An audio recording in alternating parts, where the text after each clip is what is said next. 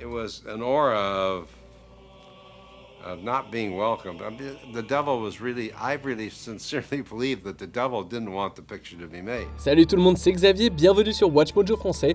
Aujourd'hui, on va examiner 10 coïncidences effrayantes qui vous rendront paranoïaque. When I rise from the dead, the world shall tremble. A cast that tomb should never be open. Pour cette liste, on va s'intéresser à d'étranges incidents historiques qui semblent préfigurer des événements futurs qui vous empêcheront peut-être de dormir. Une coïncidence effrayante s'est-elle déjà produite dans votre vie? Dites-le nous dans les commentaires. La voiture de guerre. En juin 1914, l'archiduc François-Ferdinand d'Autriche et son épouse Sophie, duchesse de Hohenberg, sont assassinés par Gavrilo Princip. Cet événement est considéré comme l'élément déclencheur de la Première Guerre mondiale. Depuis ce jour, le véhicule de tourisme Graf et Stift dans lequel se trouvait le couple est devenu une pièce maîtresse dans les musées. Mais ce n'est qu'en 2004 qu'une étrange coïncidence a été découverte. Un visiteur britannique a remarqué que la plaque d'immatriculation originale du véhicule, AIII 118, pourrait être interprétée comme le 11 novembre 1918, tandis que la lettre A pourrait signifier armistice, ce qui en ferait le jour de la fin de la Grande Guerre. Wiki-Catch. En juin 2007, Chris Benoit, catcheur de la WWE, a commis un crime horrible. At this time, no one knew what happened. So WWE is just thinking that Chris Benoit has passed away along with Nancy and Daniel. Environ 14 heures avant l'arrivée de la police à la propriété de Chris Benoit, sa page wiki avait été modifiée. Il y était marqué que le catcheur avait été remplacé par un autre lors d'un événement à venir de la WWE à la suite du décès de sa femme Nancy. Pour ne rien arranger, l'adresse IP de l'éditeur anonyme venait du siège de la WWE à Stamford, dans le Connecticut. Une deuxième mise à jour de l'article a été faite et l'adresse IP du rédacteur se trouvait en Australie. Le rédacteur secret du Connecticut aurait fait une déclaration affirmant qu'il avait vu des rumeurs en ligne au sujet de Nancy et qu'il les avait postées sur la page. Ils ont décrit tout cela comme une énorme coïncidence. No matter what happened that weekend, Chris Benoit's story was going to have a tragic end. Le frère Booth. Le nom de famille Booth n'a pas vraiment de lien positif avec la lignée Lincoln, compte tenu de ce qui s'est passé en ce jour fatidique de 1865 lorsque John Wilkes Booth a assassiné le président américain Abraham Lincoln.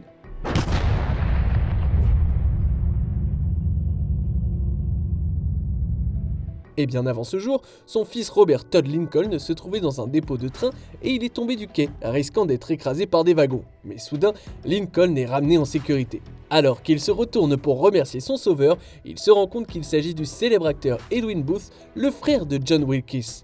And it turns out that the man whose life, Edwin Booth, the brother of the man who assassinated Lincoln, the life he has saved is the life of Robert Lincoln, the only son of Abraham Lincoln. I love those stories. La date exacte de cet incident est encore débattue. La bibliothèque du Congrès affirme qu'il s'est produit en avril 1865, le même mois que l'assassinat. And he must have been like, you'll thank me now, but once you find out who I am. La comète de Twain. Peu de rochers spatiaux volants sont aussi célèbres que la comète de Halley, principalement parce qu'elle est la seule que l'on puisse voir à l'œil nu. Halley's Comet has embroidered the last 2,000 years of history, having been observed and recorded during each of its passages since 240 BC. Lors de l'un de ses passages près de la Terre en 1835, elle précédait la naissance de l'un des meilleurs auteurs américains, Mark Twain, qui a vu le jour alors que la comète se trouvait à son point le plus proche de l'orbite directe autour du Soleil. Called by many the father of American literature. En 1909, le créateur de Tom Sawyer et de Huckleberry Finn a fait une étrange prédiction avant que la comète n'arrive l'année suivante. Twain a déclaré que puisqu'il était arrivé avec elle, il s'attendait à partir avec elle également. Et en avril 1910, alors que la comète de Halley faisait son retour triomphal, Twain est décédé d'une crise cardiaque.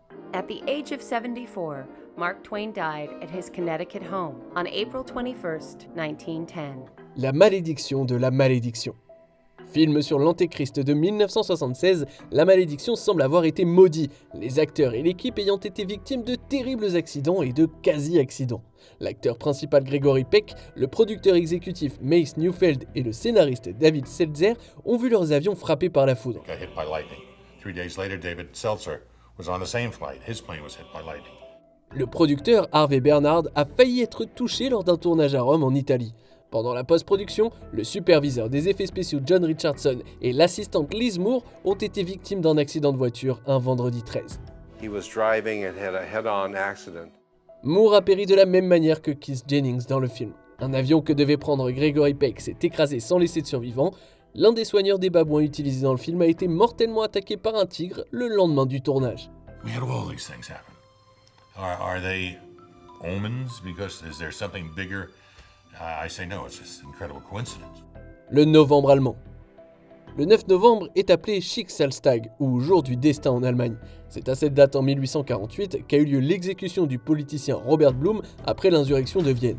Depuis, le 9 novembre joue un rôle central dans l'histoire du pays. C'est le 9 novembre 1918 que l'empereur Guillaume II est destitué de son trône et abdique en disgrâce après la Première Guerre mondiale. En 1923, le coup d'État mené par Adolf Hitler, connu sous le nom de Putsch de la Brasserie, s'est effondré le 9 novembre aussi. Puis, en 1938, l'infâme événement violent contre le peuple juif, connu sous le nom de Nuit de Cristal, a commencé le même jour. The attackers were paramilitary forces and non-Jewish civilians. Le 9 novembre sera à nouveau significatif en 1989, lorsque le mur de Berlin tombera, supprimant la séparation entre l'Allemagne de l'Est et l'Allemagne de l'Ouest.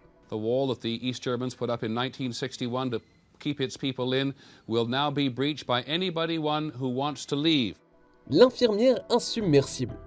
Dans les années 1910, le nom de Violet Jessop aurait pu être synonyme de catastrophe navale. En 1911, elle était hôtesse sur le RMS Olympic lorsque celui-ci est entré en collision avec le HMS Hawke. Elle a survécu à l'accident. Un an plus tard, Jessop travaillait sur le RMS Titanic lorsque celui-ci a heurté un iceberg et a coulé. Après tous ces traumatismes, on ne lui reprocherait pas de ne plus jamais monter à bord d'un bateau. Mais non, elle ne s'est pas arrêtée là. Violet Jessop left White Star shortly after Titanic's sinking to work for other shipping companies. En 1916, Jessop travaillait sur le HMHS Britannique qui avait été transformé en navire-hôpital pendant la guerre. Jessop was rescued. More than 20 of her shipmates died. Le navire a explosé et coulé après avoir heurté une mine allemande. Jessop a continué à travailler sur des navires jusqu'en 1950. She lived alone in this small country cottage until her death in 1971 at the age of 84. Les fatalités des pères fondateurs. Le 4 juillet est considéré comme un jour spécial aux États-Unis. Il célèbre la ratification de la Déclaration d'indépendance en 1776. Mais cette date estivale a également des connotations sombres pour les pères fondateurs de la nation. Tout d'abord, le deuxième président des États-Unis, John Adams, est décédé le 4 juillet 1826, date qui coïncidait avec le 50e anniversaire de la Déclaration. Son successeur, le troisième président Thomas Jefferson, est mort à 83 ans exactement à la même date. Two of those who signed it, Thomas Jefferson and John Adams, they died on the very same day, and that day was the 4th of July. 5 ans plus tard, en 1831, le cinquième président des États-Unis, James Monroe, est également décédé le 4 juillet à l'âge de 73 ans. 10 months later, he too died, the third president to die on the 4th of July. Prédiction de l'auteur. Plus connu pour ses poèmes et ses nouvelles, l'auteur Edgar Allan Poe a également écrit un roman en 1838, Les aventures d'Arthur Gordon Pym. Dans ce roman, le navire Grampus fait naufrage à la suite d'une tempête et ne dispose que de peu de nourriture et d'eau. L'équipage restant tire donc à la courte paille pour savoir qui sera sacrifié, et le malheureux s'appelle Richard Parker. En 1884, dans la vraie vie, le yacht Mignonnette quitte l'Angleterre. Le navire est pris dans une tempête et sombre. L'équipage monte à bord d'un canot de sauvetage, mais ils n'ont pas assez de provisions. Ils ont donc tiré à la courte paille. Devinez le nom du garçon de cabine qui n'a pas eu de chance ? Ouais, Richard Parker. On arrive presque à la fin. Nous publions de nouvelles vidéos chaque jour, alors avant de continuer, abonnez-vous et activez la petite cloche et les notifications sur téléphone pour ne rien rater.